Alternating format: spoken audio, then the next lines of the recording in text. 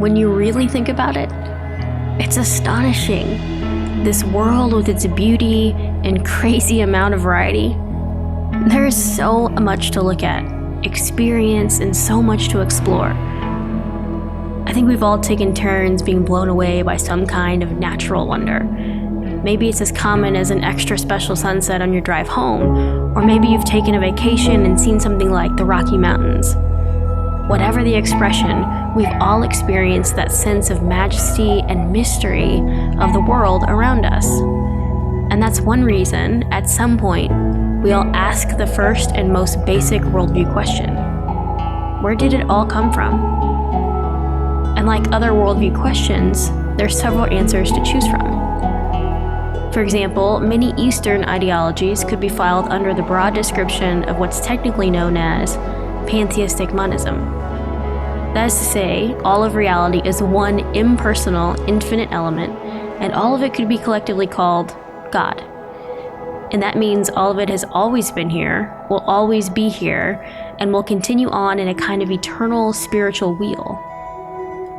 The materialist atheist worldview, which is popular in Western academic circles, would say it all came from something approximating nothing. That nothing includes things like quantum fields, fluctuations, vacuums, and the fundamental laws of physics, but the primary idea here is that all things came from nearly no thing at all. The Christ-centered worldview, which is the worldview we espouse, is summarized well in the words penned by the Apostle Paul in his letter to the church of the Roman town of Colossae around the year 60 AD. It's a lyrical celebration of Jesus' identity. Some scholars have suggested it may be a song known and sung by early Christians expressing all they believed Jesus to be. The first section is all about his identity as creator of all things. He is the image of the invisible God, the firstborn over all creation. For by him all things were created, things on earth and things in heaven, visible and invisible. All things were created by him and for him. The Christian answer to where did it all come from is pretty clear-cut. All things were created by him. That single word, him, is the most basic and distinguishing marker separating the Christian answer to this most fundamental question from others. According to this early Christian document, all of creation comes from a personal and obviously powerful source.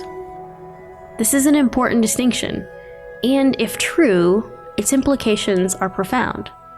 A personal creator would mean that someone, a mind, a decision maker, meant for all things to be here.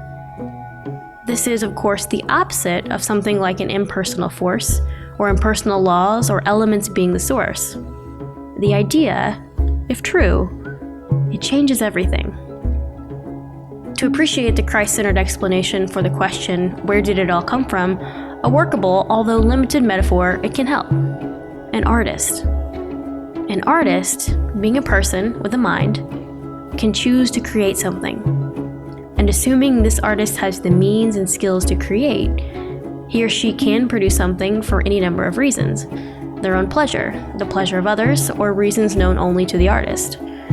But automatically, the work produced would distinguish itself by having meaning, because it has someone to mean it. Taking the analogy further, it's also helpful to point out that an artist is both separate from the artwork, but could possibly be revealed in the artwork. In being separate from the art, that means the artist is not dependent on the artwork in any way, nor is the artist made of the very same things the art is made of. If this hymn is true, it's accurate to say we came from an artist. But that's not even the most interesting thing about this view of the world. Later in the Christ hymn, the word reconcile is used in reference to the Creator. When you put him, a person, and the word like reconcile together, you discover the most amazing idea inside the Christ-centered view of the world.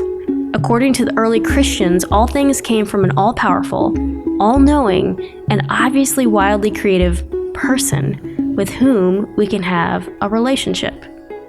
In short, the Christ-centered view of the world sees relationship with the Creator as the center of all things, And if true, it may explain why we have that beautiful sense of wonder that is often accompanied by the desire we have to share it with someone else.